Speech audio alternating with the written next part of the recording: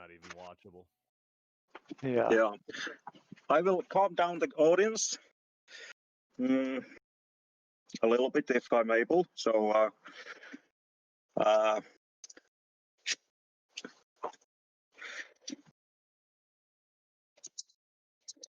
sorry, this went like this. Oh, It's not your fault. So we'll get there eventually. Yeah, hopefully. Well, I'm around for the next 2 weeks because one of my coworkers just tested positive for COVID, so they put me on quarantine just as a precaution. I'm pretty confident I'm fine, but either way, I'll be here for the next 2 weeks at home. So Yeah. So that's good news for us, bad news for you. So yeah. So it looks like both streams are functional, at least at the moment. Oh, okay. Yeah, so Twitch and YouTube are good. Ah, nice. Yeah, I'm wondering if we should just concentrate on one if there's upload speed issues, but if this works, then that's good. Did you just restart the stream, or how did you do it? I just restarted the stream. Okay. It was doesn't streaming like bad to for both some places, so it was probably the streaming software. It does say chat for YouTube is disabled. I don't know if that was a setting that you just flipped. I didn't notice that. Well, watch on Twitch anyways. It's probably a little more stable. Yeah. So everybody, go back to the Twitch again. All right, let's start this thing over. Welcome. Welcome to the community stream. This is starting to look like robots. We are having some production problems, but I think that's part of the fun. So yeah. Luckily, unlike robots, this is the least professional stream possible. Just random chatting. Come on, guys. You've seen the tournament production for the SC2 AI runs, right? You know, that's we're getting to that level, okay? Yeah. No. We have to keep up the standards. Yes. But anyway, like I said before, robots will be starting. So yippee, everybody! Hooray! Yeah. So for that reason, we are having Handyman with us, and welcome to the stream once again. So maybe this time everybody will be hearing this. Yeah, it's good to be here. I'm excited. We were just talking about, some of the new bots, some of the old bots that are returning, and cheesy bots, I think, was where we're left off, right? Yeah. Yes, exactly. I think I don't know, is it the cheesiest bot? But I really love this newcomer, this Fidolina. It's been around month, 2 months maybe, and it's absolutely making destruction on the ladder. Yeah, rank 2, just behind Micro Machine, as a new bot. That's absolute insanity. Yeah, exactly. How things are you guys, how you have prepared for the Probot upcoming tournament? Do you have any inside information for us? Oh, it was really quiet. Sorry, am I too loud now? Did I just destroy your guys' eardrums, or does this sound okay? No, it sounds great. Perfect. Okay, they were saying I was too quiet on stream. Better now. Okay, I'm sorry. What was the question? Any inside information? How is the robots preparations going together? Are you? Oh, it's well, I don't know much about the bots themselves other than the name and the author. But we were just doing this weekend some behind the scenes work for just the content, the intros and stuff like that. Obviously, our Crown Club members can check all that out. But yeah, it looks like we're going to be rocking and rolling, ready to go on Thursday for our first stream, and I believe again that starts at 7:30 Eastern, if I'm not mistaken. Yeah. So hopefully we'll see everybody there. I know everyone's in a different time zone, right? So we only get a few people showing up live. But our time, but I'll make a best attempt to stay awake for it. Yeah. So are you doing like full double elimination style tournament again? Yeah, we're doing that again. I guess it seemed pretty popular. It did work out quite well last season. I'm always a little confused towards the end. It always just gets a little weird with the upper and lower bracket. But seems to be working out for the most part. So we're going to try it again this season. It feels really good as a bot author though to have a second chance. Yeah, chance at redemption. Because there's so many. You might be like a really strong bot, but just run into like your nemesis, just like this one bot that destroys you. And for everyone, that's Micro Machine as well as other bots. So it's nice to, if you have like a bad pick, to have like a loser bracket to go into and have a second try. Oh, aren't we doing? We're doing carryover. What is it called? This extended season? series. Extended series. Yeah. Is that we're doing that right? Yeah. So you don't want to run into a bot that you lost to before, otherwise you play at a deficit. Yeah. Yeah. So now, and that's I was a little confused. So it's said that that's going to be a best of 7 if it's carryover. Wouldn't it make more sense just to have it as a best of 5? So it's more like just a best of 3 in the mind. So say like a bot's up 2-1 or something, and then they go into the extended series. That bot instead just has to win 1 game instead of 2, whereas the other bot would have to win like 4 or 5 games in a row, depending on. I think it's to lessen the advantage because 3 or likely 4. one bot will start up 2-0. So if you're up 2-0 in a best of 5, like why even play the series? I mean, you're probably gonna win. Well, that's what I'm saying. If it's then a best of 7, doesn't that bot still have to win 2 more? Wouldn't it make more sense just to make it win 1 more? But it still gives the other bot a chance to come back if it can win, 3 in a row or whatever. I think it's to make the comeback a little bit easier than having to win 3 in a row. Oh, I see what you're saying. Okay. Yeah. It gives it a little bit even more of a chance then. Okay. That makes sense. The idea of extended series was a way to do the finals of a double elimination tourney. Because the finals is always a little bit weird where one bot hasn't lost a series yet, but the other bot has. So you got to account for that somehow. So the way they would do that was with extended series. But MLG decided just to use it anytime 2 bots face each other for the second time. That's what we're using. Yeah, because if you think about it, like I guess the only time a bot would face each other again is if the other bot lost or in the final. And in the final, it's an entirely different matter. But yeah. It's interesting. I guess it'll be kind of different give some interest to the viewer because it's like, hey, all of a sudden this isn't a normal series anymore. Now it's a best of 7 with one bot having an advantage. So if nothing else, it just creates a different dynamic. It does help to build the storylines as well a bit and build that narrative of like the comebacks and everything. Mm-hmm. Yeah, I mean, if a bot could come back, it would be a pretty cool storyline. Good evening. Exactly. Good evening. Hey. Welcome to the show, Elad. Hey, what's up? Yeah, we were just talking about the robots, and we do have Andyman here, so it's been really a pleasure to have him. Hey, Andyman. What's up? I'm so glad to have you here with us. It was due time long ago, I think. Yeah, this is fun to be here. It's nice to you guys, because you guys, I'm just the hype guy. You guys are all the brains and everything behind ProBots, essentially. A lot of people don't see it through the stream, but yeah, you guys are really what keeps it going, obviously, with all your bots and how you guys will all work together so well, helping each other out. It's really cool.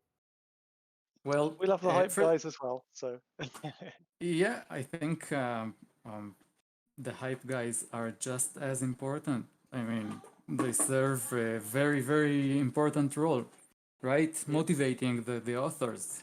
Yeah. So if we had 2 bot authors casting the tournaments, it would not sound good. Handyman is a necessity. Oh, thanks, guys. It's fun. Where's your bot? You always mention it on stream that you're going to try out a bot. I've been too busy doing other projects. I got started in making a video game in Unity. It's actually StarCraft related, so I am still doing StarCraft things. Just oh, that's cool. Yeah, I'll eventually learn. Well, someone's got to test out whether we can dance units or not, and I figured that would be you. Wait, but he just threw that huge stone into the lake, and then we just moved on. Can you tell us about your game, Andy? Oh, it's just a StarCraft first-person shooter game. That's all I'll tell you for now until I get something working. Speaking of which, if anybody knows how to use Unity and wants to help me, hit me up because that shit's hard. I don't know how you guys do all this programming and stuff. I've learned a little bit over the past year or two, but it is just so tricky. And it's in C#. So I've been learning a lot of C#. So that's probably what my bot will be in if I ever get around to making one. But, Oh, that's nice. I'm more an Unreal Engine guy, but like I've done a bit of Unity, so it's quite good fun. Yeah, I like it. I did Unreal for a little bit, and comparatively, I just like the asset store a lot more for Unity. It just seems a lot more open to newcomers a little bit because it is just a little more on the scripting side of things, and yeah, it's nice. Yeah. No, it's C# definitely a good engine. API and SC2 has gotten some updates recently too. Abathur kind of came back to the community and updated the API and created some blog posts on how to get set up, and so it's in a much better state if you ever did want to make a bot in C#. Awesome. Yeah, I'll definitely hit that up. Yeah. Anyway, back to probots. Yeah, we got a little derailed there. So who's gonna win it? Is my question. Who do you guys think is gonna win it all? I honestly don't even have a favorite right now after seeing how a few changes to a single bot can make it beat anybody, essentially. Yeah, I would love to see Fiddlina do well. I think if Fiddlina has a very deep run, that would be good for everyone. I think. I don't want to predict that he's going to win it, but certainly a deep run. I think. I think sort of like for win, it's probably between Micro Machine, Spiny, and maybe if Tyr can get some decent developments in there again, I think those three are probably the favourites. But there's a few other good bots in there. Fiddlina has one deficit in that he's a new bot, and new bots are never really diverse in their strategies. So where he's been killing it on the ladder, making like second place, I feel like he'd be easily snipeable. Someone can just kind of say, okay, this is what Fiddlina does. What can I do to counter it? So if someone wants to snipe Fiddlina, they can. Yeah, that's. I would say the clear favorite is probably Micro Machine, and then Spiny and Tyr are always super scary because they are very good at sniping their opponents, figuring out the weaknesses and killing them off. Yeah. That kind of gets me thinking about, I was just watching your bot, Ketroc, on the ladder the other day, and I found it very interesting. Your bot seems to almost take an opposite approach where it just lets the other bot bash itself to death on you to get the win, as opposed to like sniping or anything like that. Is that kind of more so what you were going for? Or was that just a happy side effect? I improved the target selection, but I didn't improve it in time for the cutoff. So it still will probably be some long games, at least in my first week, and then maybe a little quicker. Okay. Yeah, but it still plays like a long macro style either way. Mm-hmm. Your whole motto is like, I'm going to defend and trade well and take it to the late game. That's what you're going for. So my bot gets a little confused when it's attacking. I think I got it all fixed up now. I'm actually testing it as we speak. But I do have one Ketroc be a little more game. decisive on crossing the map. I do have one Ketroc game available. I will put it on the background, so while we are talking about Ketroc, we will can enjoy the game from it also. Good. Yeah. Oh, Enfi. Hey, Enfi, good evening. We have missed you here. No respect for Harvester. No, it's not that I don't have respect for Harvesters. I don't have respect for Protoss. Yeah, it's now, Harvester for me. true Terran. Harvester is by far the top Protoss bot, I would say. Well, right up there. I'd say right up there with Tyr. Harvester or Tyr. Yeah, I'd say it's pretty close up there with Tyr. Like Tyr qualified as like the bottom Protoss bot, but that's just because he knew he was going to get in because he qualified through his placement of last season.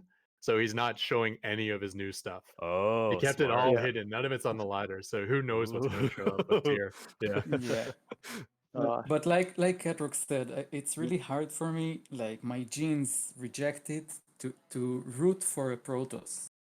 It's really I can't do it. Goes against your nature, huh? Yeah. Yeah. See, I'm just a Protoss fanboy around here. I'll root for any Protoss that's going. So No, the Protosses are really strong. All the Protoss bots, actually. I think it's the same mindset I have with like Micro Machine. I feel like they're so good that they should win that I always want to play devil's advocate. Like always, I'm like, okay, who can beat Micro Machine? Like, what's what's the mistakes of Micro Machine? I only focus on the negatives of Micro Machine.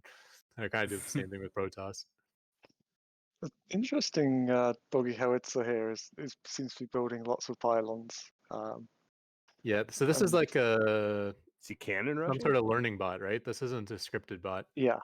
I think every Oh, time I really? kill a probe, he sends another probe and builds 3 pylons. So, Ah! Oh yeah, but okay, so he's cannon rushing, yeah. he typically beats me. My bot is Smash is Cannon Rush, but I don't really have anything for like Proxy Zealot, and he kind of includes that. And then I get Oh, How okay. how yeah. do you smash? It looks like you're ignoring it completely. I ignore to the me. pylons. I kill the cannons and I kill the probes, and usually that's like enough. Oh, okay. Can Ah. can one of you please press D for a Production tab? Yeah, no Yeah. problem. Oh, this is interesting.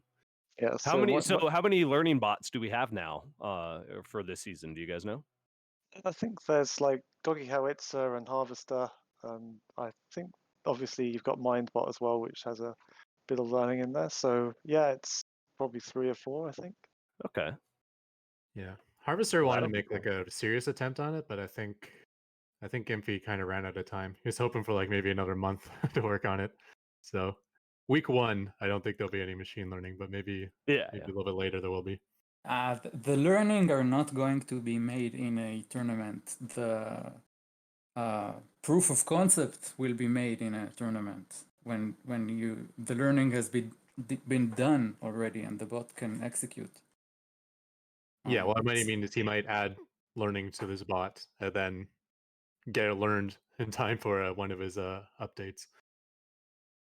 Oh, that's true. train Yeah, he for could one of his updates. train it in between weeks or something. Right? Yeah. I guess exactly. it's still you can do. a matter of how much volume you put into it. And I mean, you take those 2 weeks and you can compare them to the rest of time. The rest of time is bigger, right? Yeah, Well- and actually, we do have a limited amount of resources because DeepMind was able to train worth of 200 years of training late time in 2 weeks. But if we do our best, we can train 200 years in 100 years. So Wouldn't it be cool if you could do school like that and take courses at college like that? Just 5 years of learning in a week, boom. Yeah, like Just accelerate it. Like what was that movie? I The think- Matrix. The dream, man. Yeah, like in the Welcome to Matrix the- where they upload it. exactly. The I know problem Kung is Fu. if this is you've the done first that, step towards that.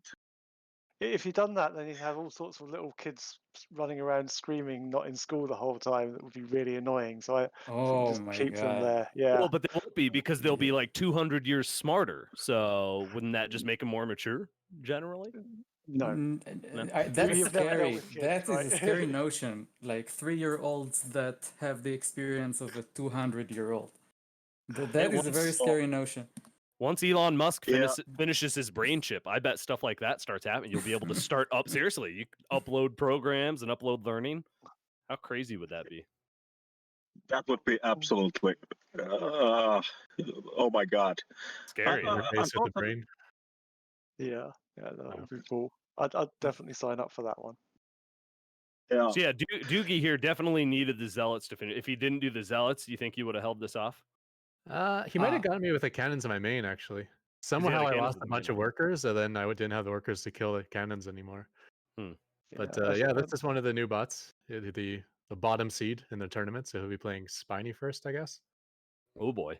But yeah, a very simple but persistent all in, and he gets he did well enough to qualify. So Yeah, gets the job done. Yep. Absolutely. Well, who was the Zerg bot last season who just kept rushing, and still Worthless managed bot. to do it? Yeah, worthless bot Worthless did bot. a I lot couldn't better with believe he that. made it in, and I couldn't believe how deep a run he made Yeah. too. So sometimes the simple bots cut it, man. It works. Yeah. And the 2-0 blinker bot, right? Which was also a big Yeah. upset. Yeah. He's like literally yeah. one of, if not the best Protoss bot, right up there. Yeah, I was sure Blinker is gonna get at least top 4 in that tournament. And it He was was out by- like on the first round, I think. It was crazy. He was the biggest upset to go out in like the earliest possible round. Yeah. I think he like qualified maybe like rank 5, and he just went loss out of the tournament. Mine's me has just pointed out that I mispronounced the bot, which I'm pretty famous for. It's not Doggy Howitzer, it's Doogie Howitzer. So, Yeah. Doogie Howitzer. Doogie Howitzer. Yes. I'm pretty famous for mispronouncing bots, by the way, so I try not to do that as much as possible. But... Yeah, I'm hoping there's one bot. I was doing the bot intros this weekend, and it was hopefully I said it right. E35 Zhang. Does that ring a bell to anyone? I think that's the author, right? Yeah, that's the author's name. Yeah. I just was not sure how to pronounce it, so that's how I pronounced it. So hopefully that's right. I guess we'll find out. Is it Zhang or that Zhang. one? Yeah. Someone created a giant Reddit post about how everyone pronounces one of the ladder maps wrong. Which one? Which map? I guess we won't have it in our series because we didn't use the new maps, but the what is it? Is it Jungatha or something like that? Jungatha, yes, that's the one. I gotta look this up. Yeah, I don't think anyone's actually using that competitively at the moment, are they? Or is it Jagannatha? How is it pronounced? I don't know. Apparently, it's like an Indian word, and you got really offended by everyone, all the like Artosis mispronouncing it. Jagannath is a deity worshipped in regional traditions in Hinduism in India and Bangladesh. It's the Lord of the universe. Oh, I think it's like Juggun, and then you got to hold the N for a really long time, or something like that. Juggernaut. Juggernautha. It does sound like Juggernaut. Mm-hmm. Yeah. Yeah, Wikipedia is pronounced weird. Well, anyway, we know it's a Hindu god, so that's cool. Yeah. Yeah.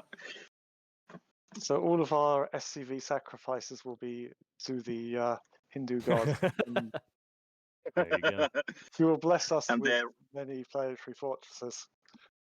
Oh, here's the 4 command center opener again out of Anibot. Out of Anibot against Genzi, which is actually a good target for that because Genzi is pretty defensive. Yeah. I decided to bring this up because if I remember correctly, this was a rather interesting game. It's too long ago when I saw this. I don't remember what happened, so it's interesting to see. But anyways, strange strategies do work on the ladder time to time. Not against every bot, but you will find the target for the strange strategy. Anyways. Yeah, I agree. Many times when you try new and even silly things, you find that others don't know how to deal with that, at least not yet. Yeah. And the example, this build, if the enemy would be able to scout and actually recognize what is going on, it would definitely be able to come in and kill Anibot at the moment. Example, Genzi has a lot of army now. If he would just produce army, it would kill Anibot before it's able to build any proper army units.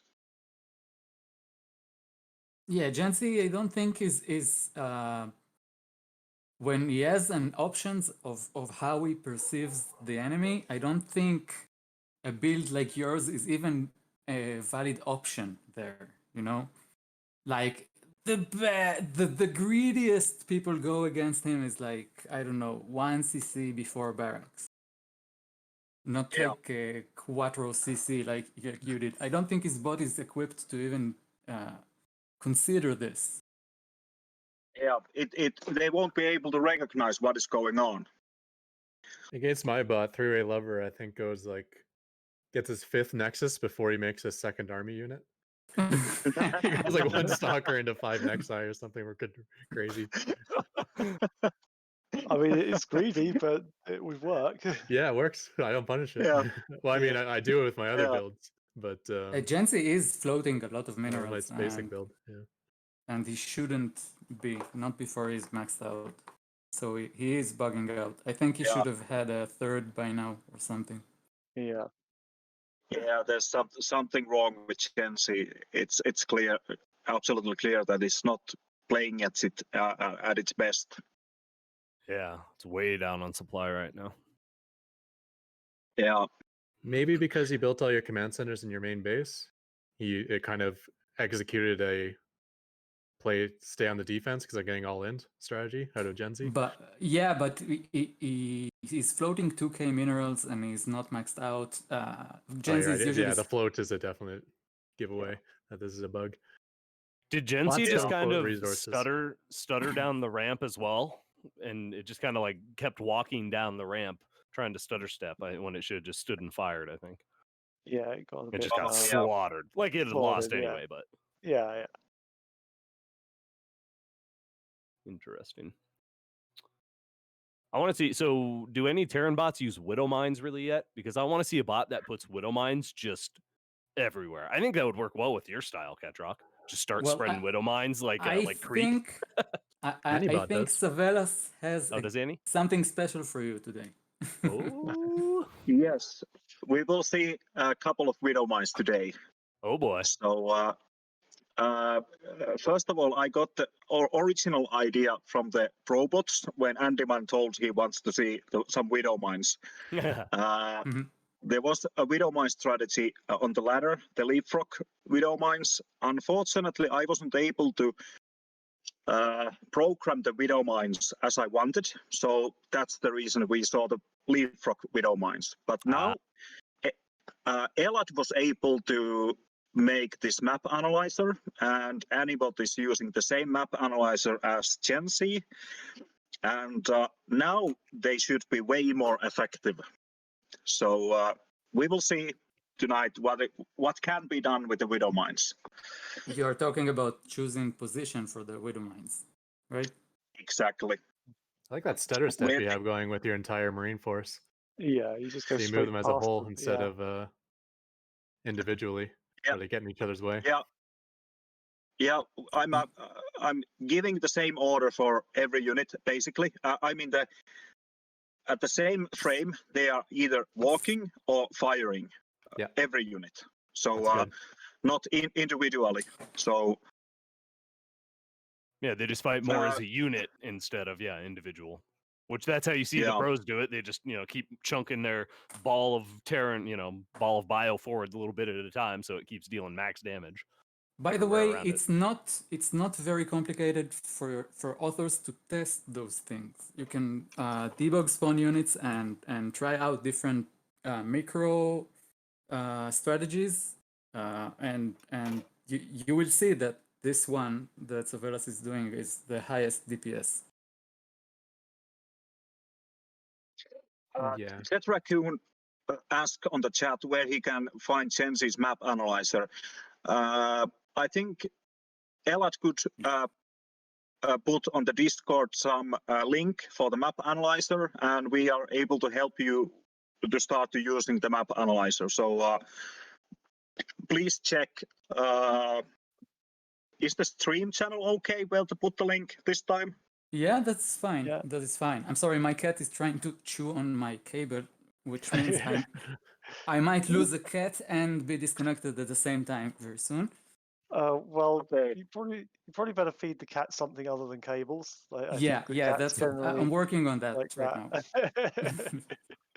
It's fine. It's a way to tell you that your cat's hungry if he's eating your cables and everything. No, he wants to play, and I can't give him attention right now. So he's starting to terrorize me. That's what he's doing. Yeah. Terrors of cats. Yeah. So with Widow Mines, the one problem in the bot world is that Widow Mines, they leave like a shadow on the ground. You can kind of see where they're placed. And with bots, they can instantly see that. So bots always know where Widow Mines are. Oh, that's true. But yeah, the it game reminded me there was a time where the Java API wasn't able to see cloaked units that way. So when I play Antibot, the game would be going great and everything would be going well, and then all of a sudden, like 30 Banshees would like pop to his Widow Mines because I wasn't able to see the cloaked units. It's like, well, there goes that game. Yeah. But just because it seems bad for bot world doesn't mean it would be. I thought auto turrets would be terrible versus bots because bots can just kind of instantly move out of range of the auto turrets, but I've created I'm using mass ravens now on my bot, and I find it actually extremely effective in the bot world. Does the bot I don't. see a widow? Sorry, I just wanted to ask, does the bot still see the Widowmine if it's hidden like behind a refinery or something? You know how the pros will hide it behind the refinery so you can't see it? It'll still notice that. Because a pro could pivot the screen or something. Yeah. No, they get the information in an array. They see a certain value anything on that has a visible indicator, the bot will be able to see. So like moving burrowed units, widow mines, any cloaked unit. Yeah. It's about what information is exposed to the bot, and that specific information is exposed, so the bot has exact coordinates of that widow mine when it's in vision. But what I'm saying is it's exposed through the API because it has a visual indicator. Yeah, it's not taking information only from the first camera view, the default camera view. It's taking it from we're given the information, everything. like he said, in an array or whatever. Yeah. But the reason we are as bot authors are allowed to see it is because a human player would also be allowed to see it. Like a burrowed zergling, there's no visual indicator for that, or a creep tumor. And because of that, we're not allowed to see it either in the API. Yeah, so you won't get that information when you're quote unquote looking around in your vision. Yeah. So that makes burrowed banelings a lot more viable than widow mines. I know, right? So we should be seeing more of that then. Oh God! Stop giving them ideas. Any Zerg unit that burrows and doesn't move, it doesn't have a visual indicator. Yeah, how are we not seeing like baneling minefields? I don't know. I would have done so many cool stuff with that. That's a cool idea, actually. Yeah. Well, I think lack of detection is such an issue that almost every bot keeps a detector with their main army. You never really see a Protoss army without an observer or a Terran army without a Raven. It's pretty rare. Yeah, you're right. You're right. Maybe not as a main strategy, but holding all-ins and stuff like that, which most of them hit before any detection is available. You can just put a few banelings burrowed on your ramp, and that's it. Or put it in their next expansion base and try to catch the worker transfer. Ooh, that'd be cool. Wait until there's a full worker line and then set them all off. Oh, that'd be People definitely don't send detectors when they expand. Oh boy. I also already suggested Savelas when he started thinking about new strategies with Widow Mines to do the same thing Zergs do and borrow them in expansion places to deny expansions. Yeah, it's so annoying. I think you need like two banelings to take out workers. So like you need kind of like, whereas widow mines just go and destroy worker lines all by themselves. So that's one extra thing you'll need, but yeah, not necessarily a blocker to it. Yeah, I've just started figuring out how to clear expansion bases, and I noticed a massive difference with my bot against Zerg now. There used to be Zerg bots I couldn't beat, like Spiny, for instance, and now all of a sudden I'm playing them and not just beating them, but I'm beating them quickly. Just the ability to expand is so strong. Actually, a couple of days ago, I saw for the first time when I was looking the replays from Annie. I don't remember the bot name, but I saw a baneling drop, and it was really effective against me. So, Paul? I don't remember who did it, but there's definitely a bot who is doing baneling drops. Yeah. We discussed that before, how crazy effective it would be. Because how do you have your bot react if you see a drop overlord heading towards your mineral line, right? Do you ignore it and lose everything to bailing drop, or do you pull all your workers away and now all of a sudden empty overlords can completely shut down your economy? Right? You can't over or underreact to it. You need a more nuanced decision, which is really difficult for bots. Yeah, you need some kind of ratio, to derive some kind of formula that can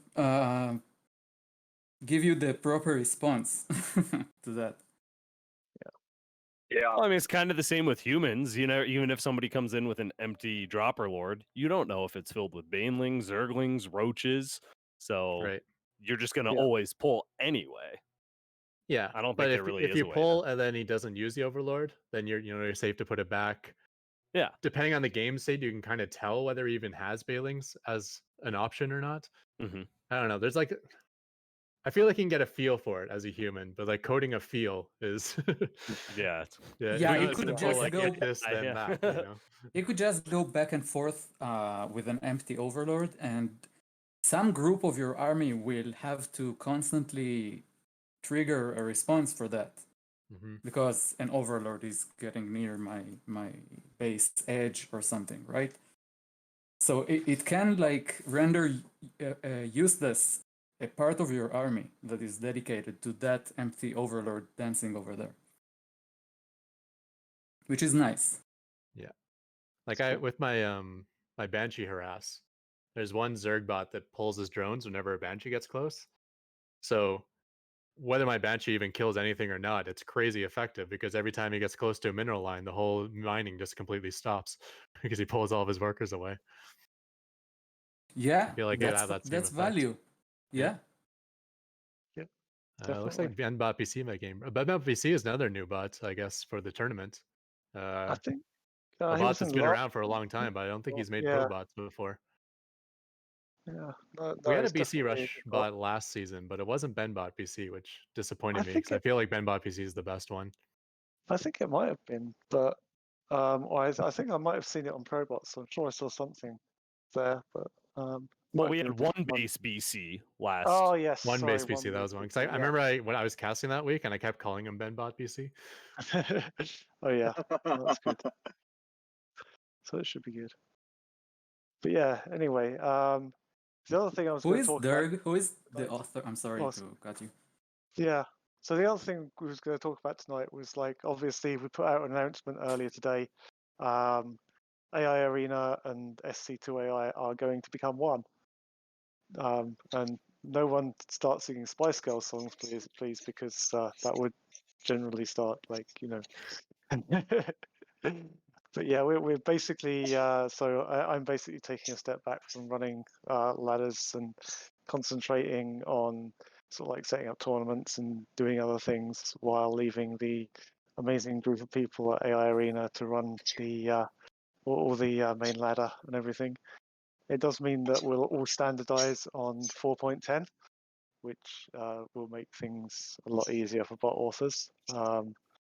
And also the SC2AI Patreon is going to close, and everyone hopefully will carry on supporting the AI Arena Patreon page, which is going to be the main source of everything from now on. So yeah, it's hopefully going to be good news, and hopefully like going to mean that everyone's working together on the same thing, which is going to be amazing. Hopefully. Why hopefully? It is great news, I think. No, it's going to be good. Like I've got no doubts at all. Like everything is going to, it's going to be a lot better for all the authors to be able to standardize on a single platform, I think. I do have a question regarding what made you do the decision. How many hit guys Laddie sent after you to make this decision? I asked you not to talk about it. Sorry. Did, man. But well, no. Honestly, the actual decision came mainly from my side. I've got a couple other projects that I want to take on, and like running the ladder and everything is a large project, especially for like one person. And Yamabushi's been great and come on and been a lot of help with that. But I still think that it's probably too much effort for me to take on as a single person anymore. And AI Arena has some amazingly talented people. Elad, Laddie, Danman, Al Kurbatov, and Bernie have all done fantastic jobs. So I couldn't be happier to leave it in better hands. But we are still seeing you on the scene, so you are not disappearing anywhere.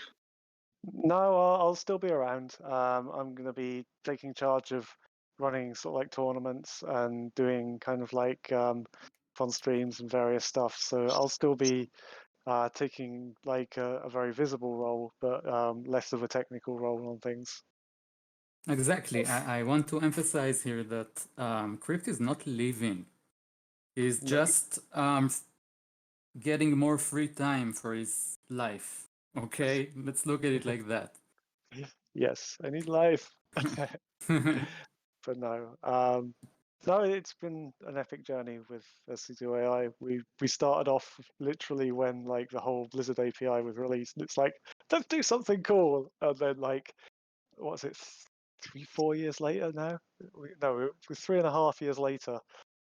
We've done 10 tournaments, coming up to our 11th tournament, and yeah, it's been, we've had some amazingly talented people and some great bots, and so some fantastic bots even in the early days that have left us and like we haven't seen again. But like I wonder if they had been continued to be developed, like where would they be now? Yeah, It's been a lot of fun. So yeah, it's and I am going to add to that SC2AI is not going to disappear to anywhere. It's actually going. AI Arena is the big vision is to be an AI ladder engine for many different games and competitions, not only SC2.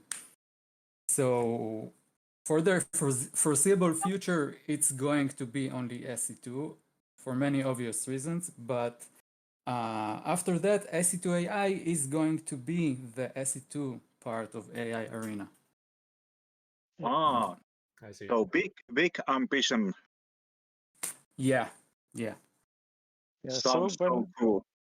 When we initially transition over, we'll have basically the SC2AI's site will be hosting the AI Arena infrastructure and the ladder on there. We will still keep all the history of all the tournaments and all the previous events, but that will be on an archive site, which will keep what is currently the SC2AI site alive. There has been some discussions about moving the database and integrating that with AI Arena, but that's a pretty huge project, to be honest. So that may or may not happen in the future, but certainly all the history of all the tournaments and all the previous games will still be available, but will be available via an archive site. The wiki would be important. That's Yes, the wiki more will still developed be. resource than I think AI Arena's wiki is at the moment. Yeah, the wiki will still be live as well, so that's not an issue. Sounds so cool. Mm. I'm sorry to interrupt this point, but the ongoing game is between Fidelina and Braxbot. Fidelina is the bot we have been talking about a lot. At the moment, I think number 4 on the ladder. Also participating in Probots, and that bot has been absolutely brilliant, crushing a lot of the bots Yeah, on the ladder. no, it's doing really well. Yeah, that's. I think this is a record for us that remains to be broken. Like a new author that gets so high so fast. Yeah. Well, we'll I see if do we like. can.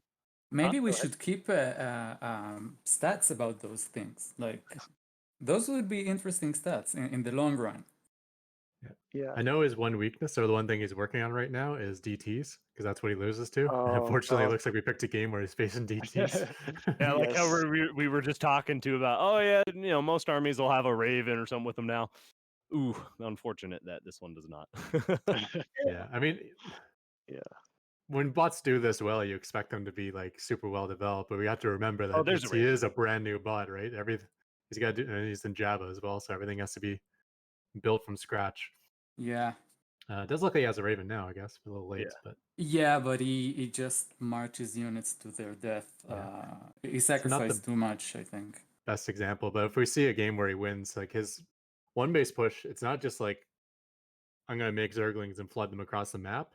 It's very precision based, where like the tank supports the Liberator, then the Liberator supports the tank, and he just kind of leapfrogs them forward, and it's tough to crack. It's a really solid bot. The composition is really good, and also the micro behind all of that, it's absolutely brilliant. Yeah, it might hold here. I mean, if the strategy is just walking stalkers up, I don't think Protoss can break this. Yeah, you say that, but Where's the Raven? there's a DT and a Oh does have a yeah, missile if there turret. is no detection, then yeah, but there is a turret right there, so the But we problem can is see some how is he repair micro and stuff. We can see some complex development in the bot while he's on the defense here. Yeah, I'm not sure he's going to be able to get out of this position or ever get a second base, so he's eventually going to run out of minerals there. He will be dead for sure. Yeah. We can't rename it to Beyond Bot. Isn't that the Docs? Doc is making like Beyond Junior or something. Yeah, He bot named made his Beyond bot. Junior. He was in our first 2 or 3 seasons, I think, of SC2AI. I looked at the results of those first couple seasons, and it's like the top positions were like Blizzard Example Bot 1, Blizzard Example Bot 2. So it looks like the example bots were like better than our bots for a portion of time. Yeah, they did make a couple of them, but like the Zerg one was particularly scary. And I actually wouldn't put it past it doing well on the ladder today if we put it up. I'd be interested to see how well it does because it's not terrible. But yeah, it was something we managed to beat sort of like quite easy, normally by cheese at that stage. So But a lot of times the simple bots do a really good job. yeah, It doesn't have to be able to do everything in the SC2 game to beat the other bots. So Especially when you're doing something no one else has done before. These well micro tank pushes are something we've never done before, and he does like a Hellbat Marauder push versus Zerg, which is also something we've never seen before. So I know even like top bots like Spiny and Kagamania were just getting rolled over by Fidelina's Hellbat push. Fidelina, I have to comment to you. You said in the chat, I think I lost this game.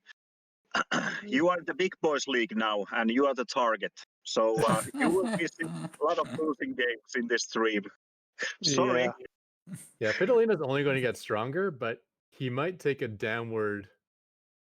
Like his rank might drop for a while, because people, now that he's a target, people are like, okay, how do I beat Fidelina? Right now, people are going to be thinking about how to beat his build, which will make his build a little less strong.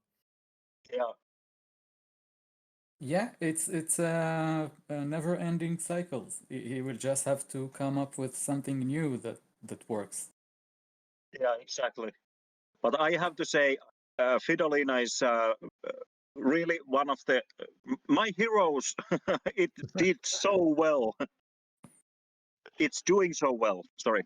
yeah. Yes. Not this past tense, right? Like, Yeah. interesting positioning here. Oh, okay, it's Micro Machine. I thought it's another one for Fidelina. I saw in the proxy there. It's like interesting proxy. No, it's Micro Machine. So we know if a Micro Machine got queued up, who the winner's probably going to be. We love our someone beat Micro Machine queues. Yeah. Anytime there's one, it's a highlight. You need to see the Micro Machine go down to keep the spirit up.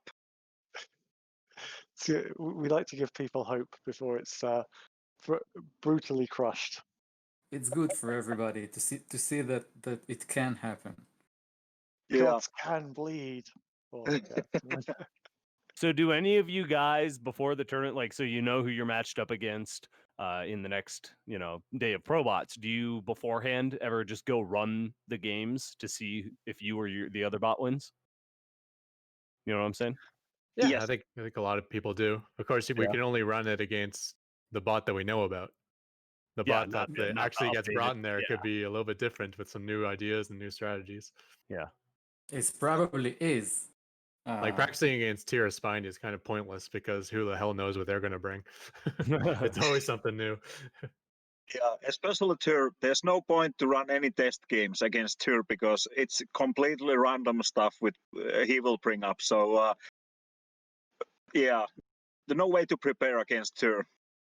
So last season, Spiny used to beat me on the ladder, and now I beat him on the ladder. But now I'm more scared because now that I beat him on the ladder, I'm like for sure Spiny's going to bring something new to face me, and I don't know what it's going to be. He would have fixed it already. He has a fix. Yeah. It's scarier when to face those guys when you know that they have to worry about you. This was the game where Micro Machine wasn't able to build Marauders for some bug. So I presume, Ralph, you have already fixed this, at least for the tournament. He had an add-on bug, which was interesting. Apparently, if you try to spam an add-on, it crashes SC2. So if you build your barracks in a place where there's no room for an add-on, you get in trouble. This is actually very similar to an old bug that we had, I think, in season 3 or 4 of SC2AI, where basically if you were the second player, you couldn't actually build add-ons as Terran, which was like really, really difficult to bug. But it was actually an SC2 client bug, and it was like, yeah. Luckily, this was in the days when we actually had good contacts with Blizzard, and we managed to get them to fix it pretty quickly, which is good. So yeah. Oh man, we need those days back. Fun. Yeah. We got the new version has like these desync issues, and then the Linux version is stuck on what 4.10, 4.11. 4.10, yeah. But I mean, it's a stable version now. It works well. Yeah, it may not be the latest version, but I think it's good enough. Yeah. It's a For trade-off. my point of view, having all the time the same person doesn't create any extra work, so I can focus on bot development, not fixing some new problems that the new version brought up with it. So I do like the idea to stick with the 4.10. Yeah. I mean, if we're thinking of the bots as like a world of their own, then that's perfectly fine. But if we think of the bots as an extension of StarCraft 2, then it's kind of losing relevance the longer it goes on, because that StarCraft 2 is going to keep changing, and we're not going to be changing with it. Yeah, I agree to that. And not even like not even the balance patches we're missing out on. We can't use the new maps. Apparently, at least that's from what I read. I think you can, but it depends on the features that they have. Yeah. So, I mean, like the last big Battle.net update created a whole bunch of new features for map makers.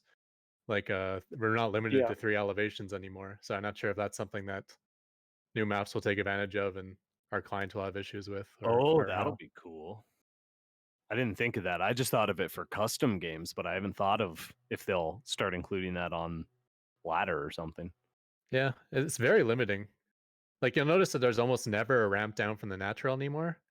Because if you go main base and then a ramp down to your natural and then a ramp down to the middle, that means you're already on the basement floor. Like the middle, you can only level up from there. You can't continue leveling down anymore. Mm-hmm. So it's very limiting for map makers to only have 3 levels. Yeah. Now I think the limit is like 19 or something ridiculous.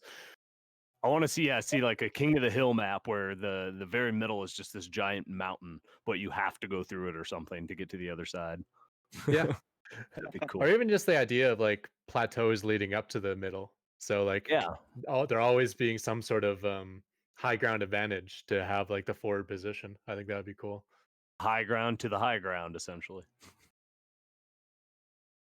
3-ray lever always like very carefully places its structures so it can walk out of its main. And then later in the game, it just randomly places structures anywhere and blocks itself in. Oh, the probe can still get through there. What was that? Yeah, stalkers are too fat. Oh,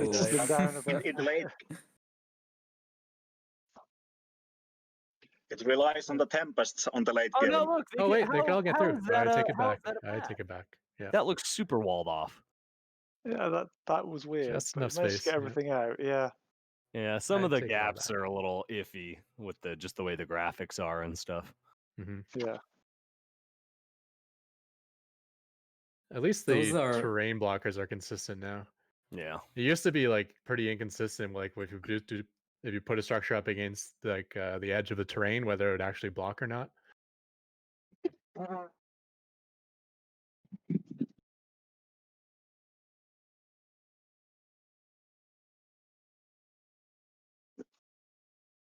That is a scary amount of tempests. Yeah. That's yes. That's So when I starting was to be the amount that you cannot win anymore. when I was When first I- getting trashed by Mass Tempest, I'm like, well, I know a good solution for this. I'll just see how Micro Machine handles Mass Tempest. And I realized he doesn't. He just always wins before the Protoss can ever get to Mass Tempest. Yeah. So it's nice to see Micro Machine finally feeling the pain the rest of us Terrans have to deal with. Yep. This would be a good example of how Micro Machine beats Tempest, but I'm pretty sure Micro Machine probably doesn't win this game. So I would assume if we're seeing it on the stream. yeah, he probably doesn't Yeah. win. Next week, I'm just going to queue up a game where Micro Machine wins. Like, I'm sure I've got a fair choice of them to find. Yeah, but trick everyone. And we'll there's have still a to surprise. yeah, we'll have to figure out which is which. Yeah. That could be interesting. Yeah, but this is the Yamabushi amount of Tempest that just ends the game. Is that the official like collective noun, a Yamabushi of tempests? Like, Yeah, it's about that number right there. that's actually not a bad idea. We've got a new collective noun. The Yamabushi of tempests. It's like the official count When of you how reach many that, there. It's like 20. when you reach Yeah. that critical mass, it's over. The game is Yeah. over. Yeah. I used to just calculate how many Vikings I needed based on the Tempest count, but I had to put a max on that. I had to say like once I reach 20 Vikings, just go, because when I faced Yamabuchi, I'd find out like, okay, I need like 250 supply of Vikings right now. Yeah. to calculate some number that wasn't even possible.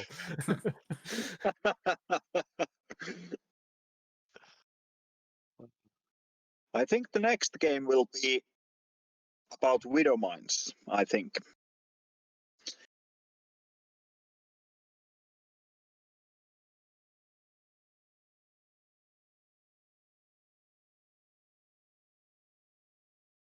I think we can probably Yeah, I queue think it we up. can skip watching.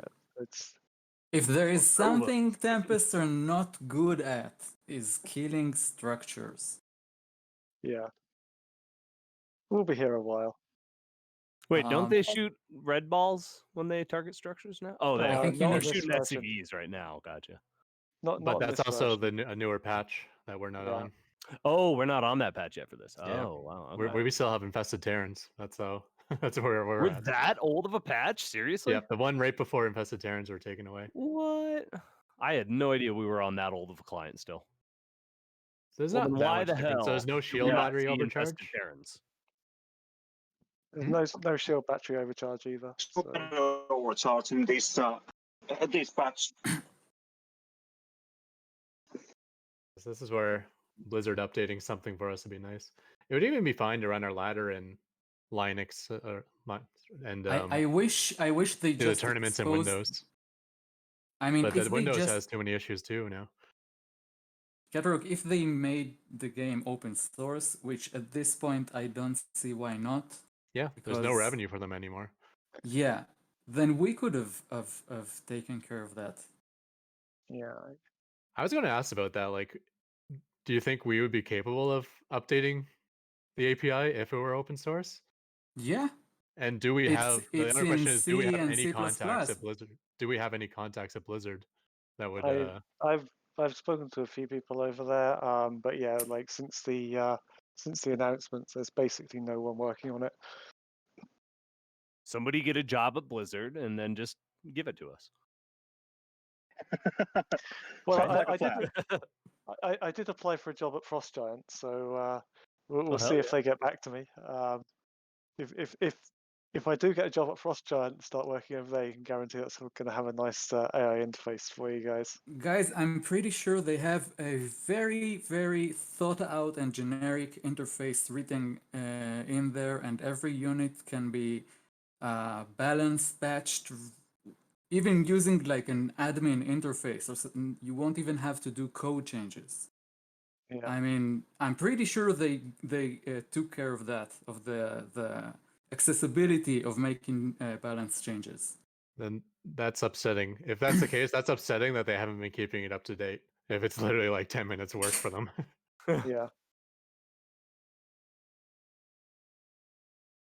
Yeah, last time I spoke with one of the guys at DeepMind, they were saying that making the Linux version for people isn't too much effort, but it's just kind of like, if there's nobody at all working on the project now, then the chance of having that done are low. Yeah, they could just open source it to us and we will keep it alive. It's really simple. But open sourcing something as big as StarCraft is not always an option, mainly because there's probably lots of like secret source that they've put in there that they don't want to share, or you know how it is when you've got one of your own little private projects that you want to open source. You spend like about hours and hours trying to make the code look somewhat respectable and not something that you just die in a joke with. And then like, for Blizzard, I can imagine that would be like 100 times worse. Because so I don't necessarily think that open sourcing it is going to be a realistic proposition anytime soon. Yeah, I mean, just it's look at more possible now because of the sunsetting StarCraft 2.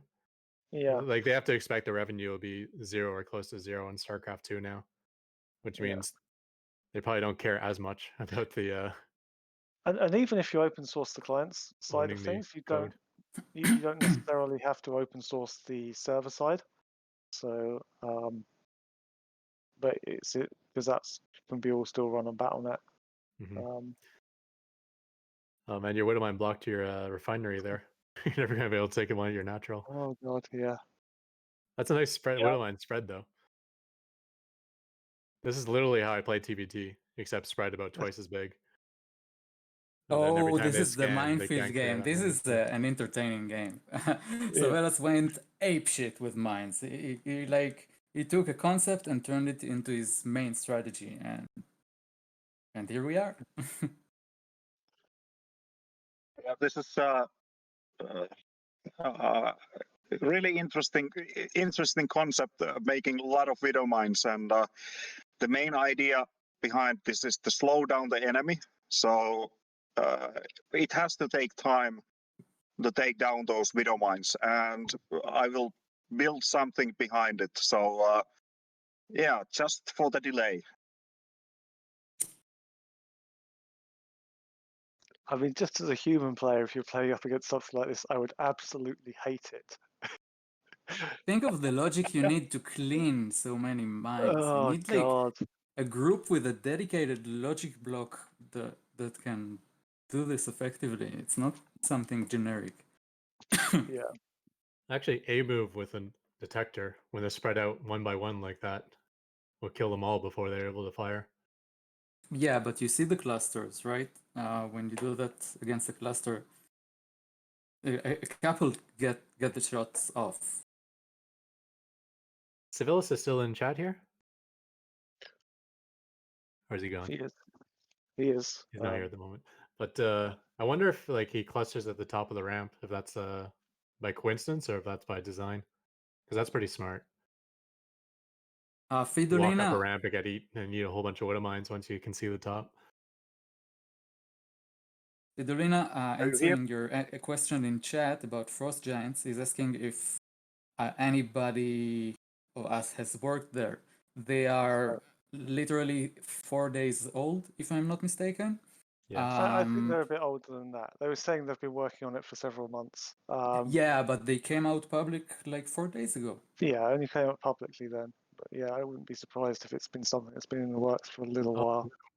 Something. Well, the company itself is 4 days old. The group of people are friends and have long history together. They are the creators of Warcraft and Starcraft. I think it's safe to say. I think it's safe to say these are the most experienced and talented guys when it comes to designing RTS. Yeah. And they are designing a new RTS. I mean, it should be good. Like the way they've described it, they're going in the right direction. Yeah, but I did apply on their website and say like to try and get a job there, but like we'll see. Hopefully, at some point in the future, like I could go there and start like doing cool AI stuff on there. Fridolina, essentially, yes. It's the people that wanted to keep creating content that has meaning for them left Activision/Blizzard and opened Frost Giants. Yeah, it's interesting that they got funding from Riot too. Riot Games. You wouldn't think they would be interested in RTS. Well, no, maybe they're trying to get into it, and this is a good chance. that would be cool actually. Basically, a League of Legends based RTS. That would, Yeah. not sure. Anyway, Drex So we joined know us they'll in produce chat. a quality Like, RTS. The question is when. I'm guessing it's Yeah. what at least 8 years out, maybe. I know. Yeah, I found it Nah, kind of interesting. They made this huge announcement, like, "Hey, we made a company," but it seems like they almost have no idea, or and maybe they do, and they're just keeping it top secret, which is very real possibility. But like, As far as rumors go, they are currently not working on the game itself, but on a new engine that will perform better. No. That's not No? that. They've basically said on the Pylon show that they were going to work with Unreal Engine, so they're not developing their own engine for it. That makes a lot of sense actually, because if you start developing your own engine, that puts probably an extra 2 years on development cycle. I'd say like an optimistic estimate would be 3 years, probably longer, but if I had to guess, at least 3 years out from having anything just the ready. fact that they almost seem like they don't have, a story or even a gameplay idea. They're still just so open to community ideas and what people want to see in RTS that I think, they're kind of towards the further end of having something released, like 5-something years. Yeah. I just noticed that there's no developers on their team, at least that we know of. So like, okay, it's all high level concept guys at the moment. Yeah, I think that's just that's the stage they're at. And they just wanted to get people hyped so they can start getting ideas and that kind of thing. But yeah, it seemed a little strange to me. I thought same. you'd want to be able to show something, like even if you're still a few years out. Right? I love that they are first hearing out the community and trying to get inspired by the insane amount of people that is sharing ideas with them, and then going to developing the actual game. I think they're very smart for doing that. It's a different approach, I think, because again, usually you have an idea going into, oh, I want to make this game, or I want to write this book, or make this movie. You have something in mind.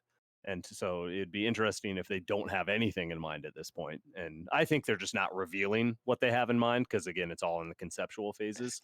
Well, what I can guarantee to you is they are going to introduce a new mechanic in that RTS, something that has never been seen in any RTS before. And I'm not talking about another income source like minerals, gas, and something else.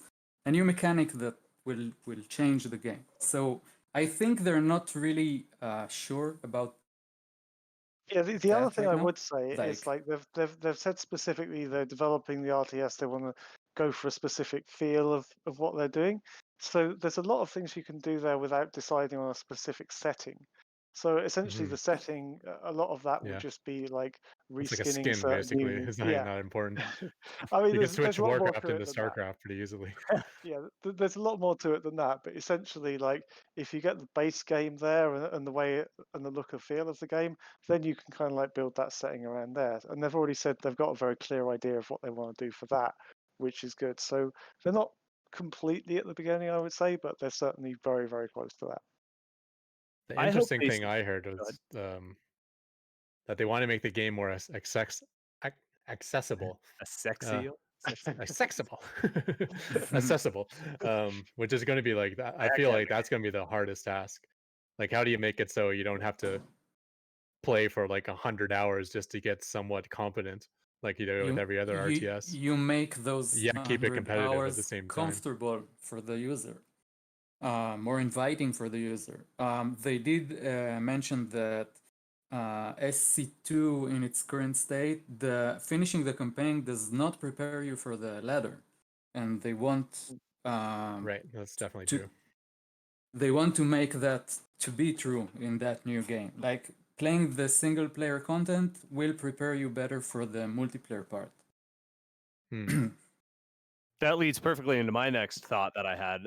They talked about on the Pylon show how they want to maybe, how in StarCraft things auto cast and stuff like that. I honestly and personally, I just think they should go a little bit further away from that, because that, in my mind, takes away from the gameplay. And it's like, okay, let me just build up army. It encourages a move, which everyone loves to bitch about. But I'm playing through Brood War actually right now.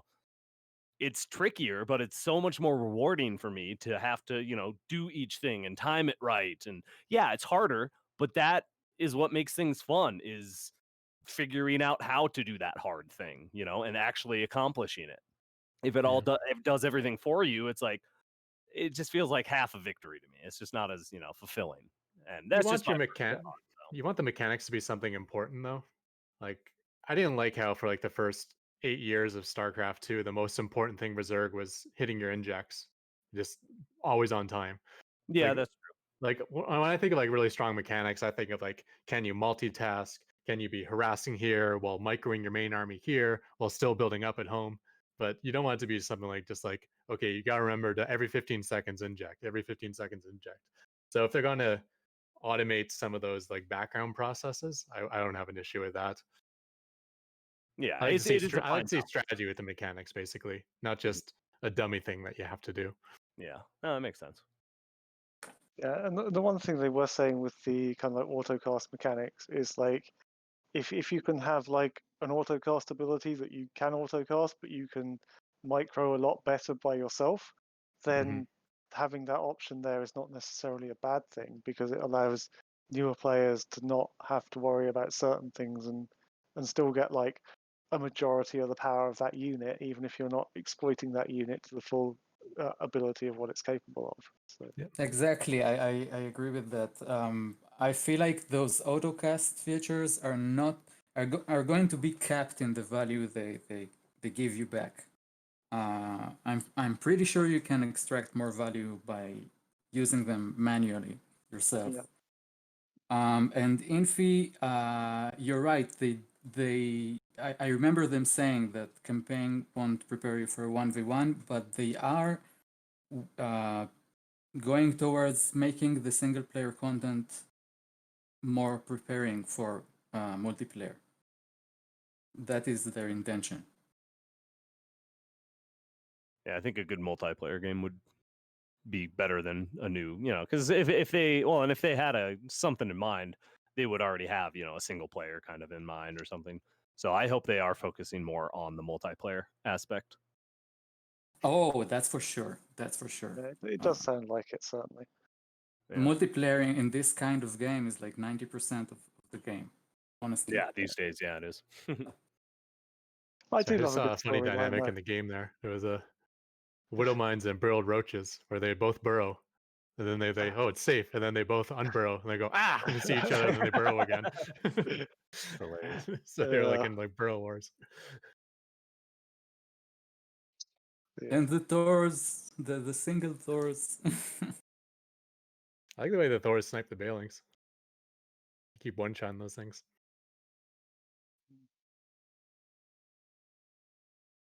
Yeah, this is impressive. Widow mine strategy beating the top Zerg. Oh, Can't do yes. better than that. Yeah, it did work rather well, so I'm quite happy with it. Drek, can you rejoin the channel, please?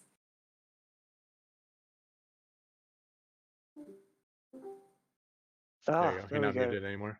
Oh, who let Drek in? I'm sorry, I had to. I'll try harder next time. Hey, Drek. It's great to have you with us. Oh, does this work now? Your microphone should be We working at the moment. Cool. Awesome. How you doing, Your man? mic's a little low, Drek. Oh, I think I'm just talking quietly. Oh, okay. Speak up. So now you're here. How things going? The robot preparations, how they are going? Oh God. You know what? Probots preparations is it's ongoing. It's exhausting work, but we're getting there slowly. Obviously, you saw the trailer. Very proud of that. Yeah, very nice. That looks great, by the way. Oh, thank you. Oh, I'm really glad how it turned out. It's that kind of stuff that I think is really important to get people to know about Probots, but it's also a lot of fun for me to design those kind of concept stuff because that's what I enjoy some of the most.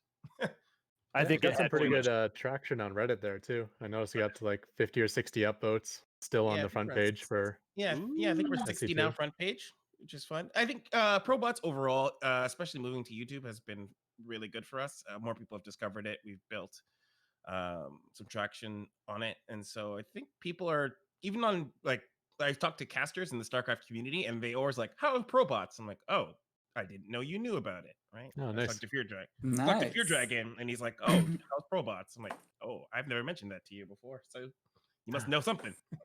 He'd be a good guest caster. He's a programmer himself. Yeah. Well, don't ruin my surprises, Ketroc. Oh, God sorry. damn it. Well, you just ruined it Well, I more think than you just ruined it Ketroc by did saying by that.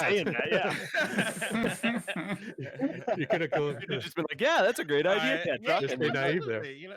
absolutely great idea, Ketroc. I'll get That is right a great idea that I'm hearing for the first time right here and now. Yeah. He's a Toronto guy too, right? Is he still in Toronto or No, he's not in Toronto. He is in LA LA now? or Okay. or whatever is around Blizzard Studios, the West Coast. Interesting. So, Drek, who do you think is going to win Robots? I don't know if I say that. Will that like someone will like pull us up and be like, "Oh, he won because Drek was so biased and rigged the tournament." Yep. Yeah, Your I will opinion be has that one. You can count on me for that. I will, For me, it's a scam. I heard Fidelina is a pretty new bot, and I'm interested to see if it'll just tear up the meta. I'm always anything that changes up Probots meta for the best. I am always a big fan of. So any bot that's just gonna just turn everything upside down is the person I'll cheer for. Spiny and Tier. Well, that was the last time.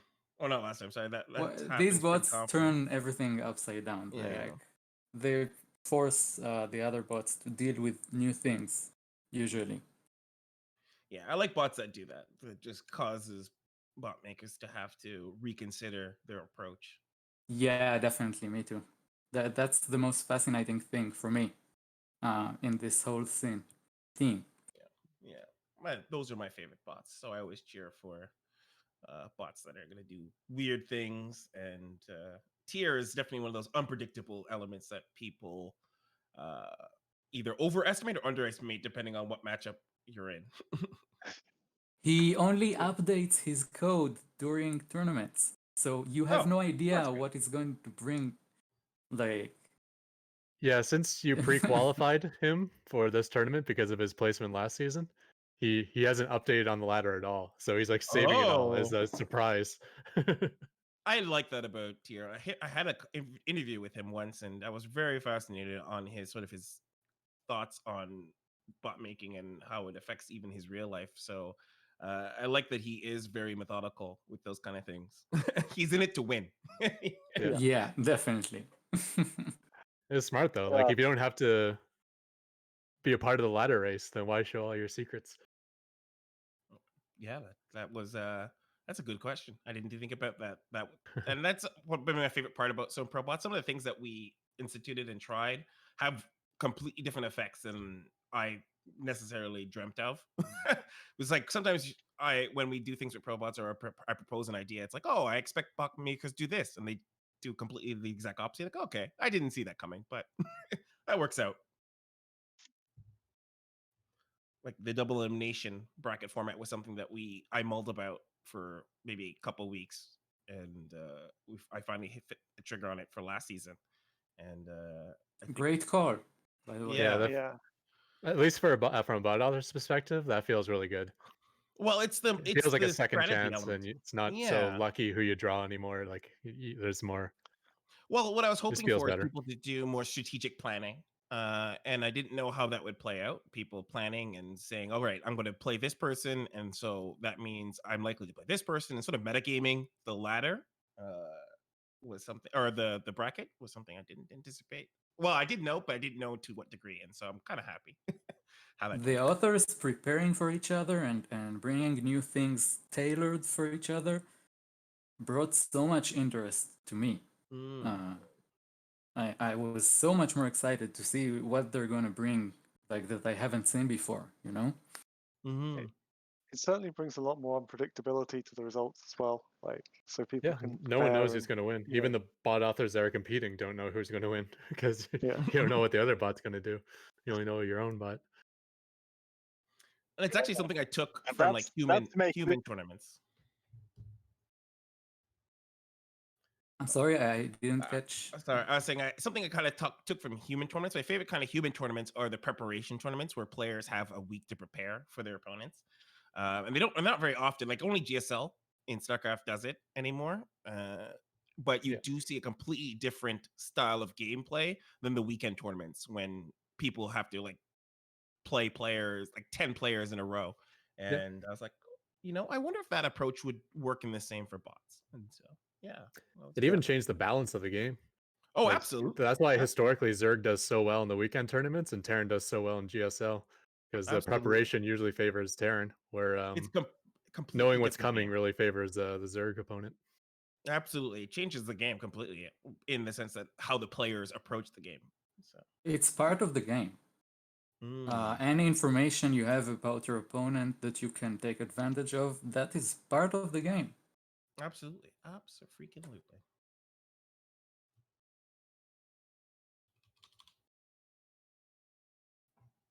Right.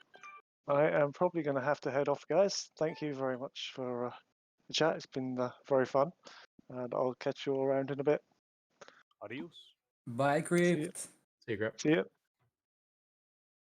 Thank you for being here. I hope you don't disappear after the fusion of the two ladders. And yeah, see you later.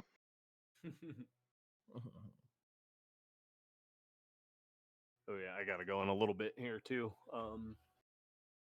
About 10 minutes. Yeah, it was really good to have you here. And we will see you on the Probots. Oh, I got about 10 minutes still. I said. Yeah.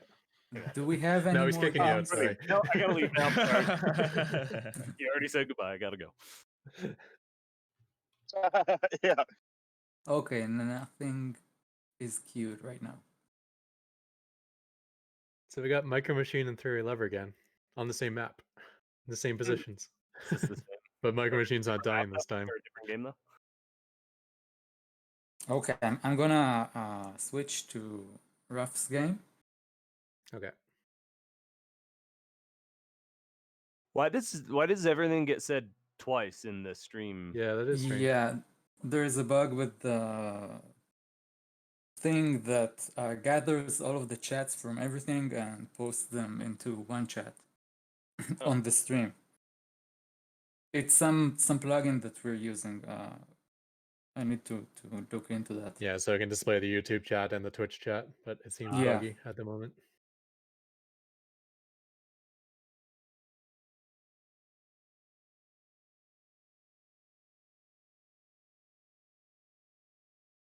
Jack, have you ever thought about restreaming Probots to multiple platforms? Yeah, well, since we moved to YouTube, it has been brought up a bit about Twitch, but for me, it's about focus and time. So, like YouTube in itself is a really difficult beast to tackle. It's like a very to do content in general is just hard. I'm sure you know as a YouTube creator. And streaming on YouTube is a different beast. And so rather than dividing our audience all over the place, I wanted to bring it to one place. And I'm really like if I was to bet in what's gonna be the bigger content platform in 5 years, I'm pretty much betting on Google. Yeah, that's a safe bet. Like I think Google, like YouTube is constantly getting better. And in my opinion, it's already better. It just doesn't have the same size of a community. That's all. Absolutely. I think YouTube is like already better, but The in terms of live, software, the service is better. It's straight up absolutely, better. absolutely. Oh, absolutely, 100%. But one of the things for ProBots too is that a lot of people discover ProBots through its VODs. Well, sorry, since we started using YouTube, the VODs have become instrumental for people discovering and following ProBots and what have you. And so the Oh, live nice. You see views. that in the insights? Like Oh, you yeah, see yeah, yeah, that the absolutely. Yeah, absolutely. nice. Yeah, yeah. A lot of our viewership comes from the VODs. And so live streaming helps those VODs there. And so the more people who are on the YouTube live streaming, the more it populates, the more people discover through the VODs. It just translates to more reach that way. And so ProBots grows. So yeah. I don't think we're gonna I don't know, I don't foresee going back to Twitch just because discovery on Twitch is just really hard. It's a really difficult thing to be found on Twitch if you're not streaming constantly every day or every other day or every week. So ProBots will happen for a couple weeks and then it'll go like it'll stop and then we'll start back up again and it's almost like starting from scratch Yeah. each time. While YouTube, even when we're no longer streaming ProBots, people discover ProBots VODs. They hang around and they wait for it, and yeah. So Yeah. There is more interaction with the community yeah, on the yeah, downtime, definitely. yeah. On the downtime, yeah. So That's good news. But I was but what worried do that you it might have? be the opposite might be true because I don't know. I just figured when people want to watch StarCraft, they go to Twitch and browse StarCraft. But it sounds uh, like you're getting really good traction on YouTube. So yeah, that's yeah, I think. awesome. Well, also the fact that GSL and Blizzard and them had moved to YouTube really gave me the confidence to kind of make that YouTube That's thing true. Yeah. because so I felt pretty confident that what would happen is the recommendation system of YouTube would work in my favor. If you watch GSL or you watch whatever, Google or YouTube would just recommend more, StarCraft content. And which is But what happens. what do you have to lose from also having a Twitch stream uh, in parallel? That's a really good question. It's just division, right? If ProBots is only on YouTube, um, if ProBots is something worth watching, people will just go there, right? Some like the people who like it, and if you're sharing it, if you're telling your friends to watching it somewhere, and the only places to watch it on YouTube, you'll see it there. But what's most important is that when we promote ProBots, when we give the links for the ProBot YouTube thing, if you tweet it or if you put it somewhere on Reddit or if you put it in the stream, once it's finished, that link becomes the VOD. So Oh, that's nice. wherever somebody has promoted it, to share with a friend, if a bot maker shares the link with the stream with their friend and they don't get for it for 4 hours or the next day, it's the VOD, right? The Twitch stream, if you share the Twitch channel, it's offline and the person has to go It will looking. take you to the Twitch channel Yeah, which at is its offline. current state. Yeah, whatever Yes. it is right now. Yeah. And so I find that to be detrimental for especially not having like a large sort of promotional element for ProBots, like up until doing this recent season, that was that helped us a lot last season, where if we put it on Team Liquid or if we put it on on a forum somewhere, if you put it on Facebook or whatever, and someone found it later, they just watched the VOD, right? They pushed play and it went straight to the VOD. So I think we get more average viewers on YouTube now as well than on Twitch. well, that's because of the algorithm. Like I said, when we promote, like as soon as I put the live stream on YouTube, the YouTube algorithm just sends it out into the wilderness, and people like it shows that, oh, this is coming up, and you might like this. So Yeah. There's a big benefit to being live as well when to promoting your channel. yeah. Like So for instance, say you're sub to like 100 different channels and you got that huge list on the side. If you go live on ES Champ will be the top channel in that list of 100, yeah. So as I well as really promotion things. Yeah, for me, I don't have a lot of time to learn how to be good at any of these, like every platform at once. And so like, if I said to myself, what I wanted to spend my most time is like I want to learn how to be better at promoting ProBots on YouTube, right? How do I make that the better? Like, how do I maximize my time? And that's like, how do I do YouTube really, really well?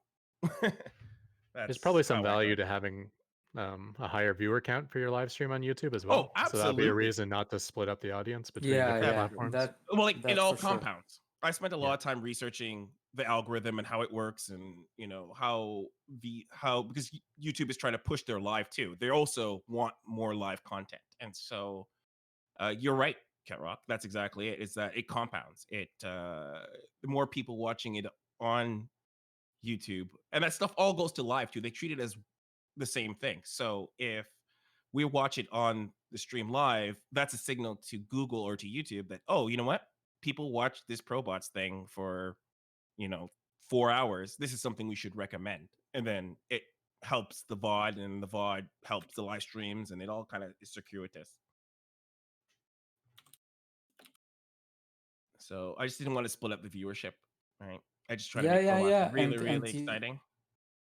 And as you grow, I think the benefits from YouTube are much better than the benefits from Twitch. Yeah, for sure. For sure. The financial benefits, when you get like to really big numbers, you start making money out of this. So oh yeah. Well, we were doing actually not too decent. Like as far as Twitch went, Twitch wasn't too bad for us. In terms of like I've been on Twitch for a while, and so we weren't doing too bad. But switching to YouTube, I thought for the long term was better for ProBots' health and the overall just ES Champ in general. So yeah, and we're I gonna be doing think other.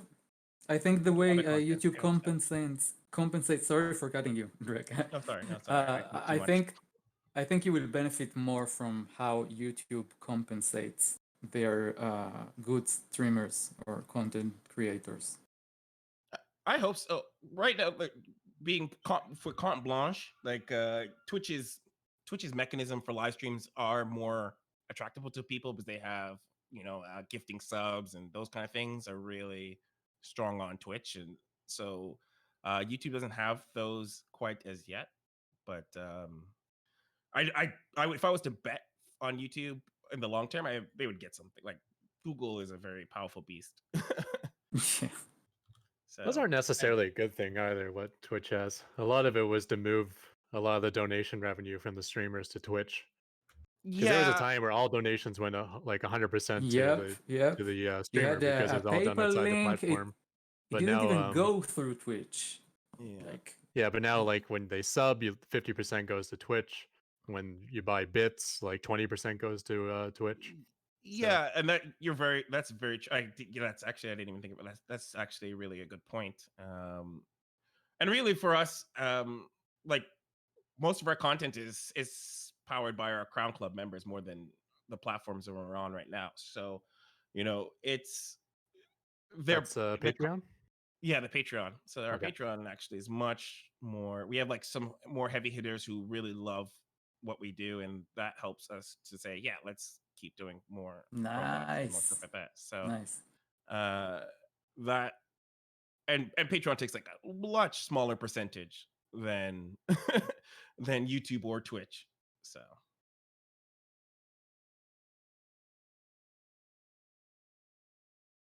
And yeah, also with YouTube as well. We also do other content, and so that all helps. If we do other YouTube stuff or we do other kind of guide stuff. Oh yeah, Drek, tell us about ES Champ. Oh, cool. Sure. In what way? I guess ES Champ for me is just I don't even know if I have a Superman at one time, but I used to play Warcraft 3 competitively, and ES Champ kind of was born out of I owned a LAN center. Like that's a place that people would just come and play video games and play. And I hosted tournaments. I hosted Street Fighter tournaments. I hosted all sorts of video game tournaments at my like internet cafe video game center. And that sounds so cool. Yeah, it was my home, really. My family. They were my community. They were my family, and I had that for about 5 years, and then I had I made a tournament series called the Esports Championship, and I went all around Canada with it, and we did some like big events and stuff like that, and for Street Fighter, and then I had to unfortunately close the LAN center, and I was very sad. And uh, when I went to close it up and I had to settle all the accounts, I asked them if I could keep the Esports Championship, and the lawyers were like, "Yeah, sure, whatever. We're not, you can keep it. Doesn't really have much value." So I changed it to ES Champ, and then I just started back up again.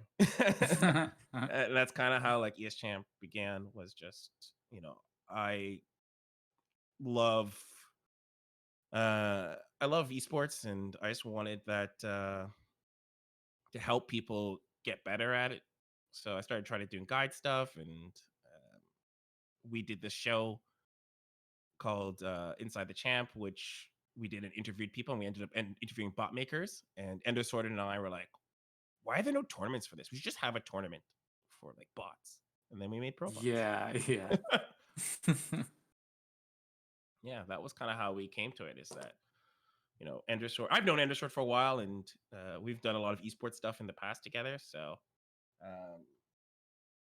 yeah, you seem was quite like- connected in the at least the StarCraft 2 scene. I was not Yeah. aware that you have background in Street Fighter 2, but me personally, I've been doing esports for 10 years in different capacities, and large events, small events, and I like before Corona, I did a lot of StarCraft events for Blizzard, like organizing, and they would fly me out there and stuff like that. But oh, nice. Cool. yeah, like I did their 2018. Oh, did the game just crash? Oh no, it's the next game. 2018. I was like, oh, what's going on? 2018 WCS viewing party, because there was no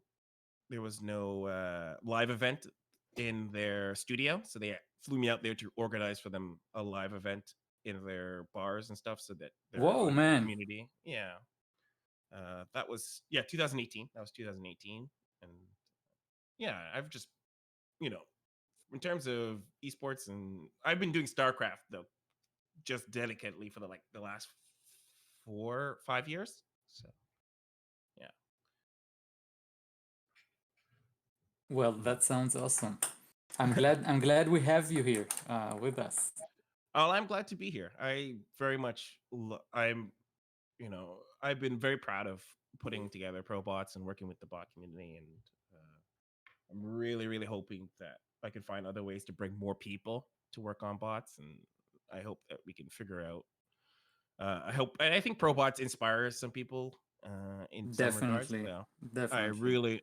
that really makes me happy to see people get inspired. But the guy who makes Worthless Bot, he actually was at one of my StarCraft 2 events, and I told him about ProBots, and he's like, "Oh, really?" And I was like, "Yeah." And then he watched the Bits of Code thing that we did with Stephen Brown, and then he came and messaged me and asked me questions, and then I sent him over to SE2 AI, and then I guess he found AI Arena, and then he made Worthless. By the way, for everybody that is watching that is not aware, ProBots is one of the events that ES Champs are running. You're welcome to check out their YouTube channel here. You can just search for ES Champ, or maybe you can give them the link in the chat. Oh, if you Google ES Champ, I promise you it'll just show up first for everything. But I will also drop it in the chat. That is true. And they have a lot of good content, much of it related to SE2, so not only bot making. So feel free to check it out. Absolutely. And set a reminder for ProBots, because it's up there as well under our new upcoming live Yep, stream. I already set mine. It's already done. That was a big thing to help for people with different time zones. I'm glad that is there, that feature to set reminder. Definitely. That's such a life improvements for me. Absolutely. Really. To stop googling the time zone calculator every time I want to make sure. Yeah. Anyway, guys, I'm going to get off now. Oh, actually, me too. Um, I have a new show to prepare for. So. Oh shit! Yeah, I got that too. What something soon? Something you want to share with us here? Well, I do my Inside the Scene series where I interview different people in the esports community and talk to them about their story on how they got to where they are. I did Nina, who is a trans StarCraft player, and she was one of my last ones. And so now I'm going to be talking to Axel Toss. And, Oh, cool. Save from the Nice. past. Is it going to be live? Or no, it's pre-recorded. Pre-recorded. pre-recorded. And then Okay, then we'll wait like everybody else to watch it. Yeah. Okay, guys. Well, I'm getting off. Have a Yeah, great me night. too. Great stream. Thanks, everybody. Stream's over. Yeah. Bye, Already everybody. started the stream. Bye. See you guys.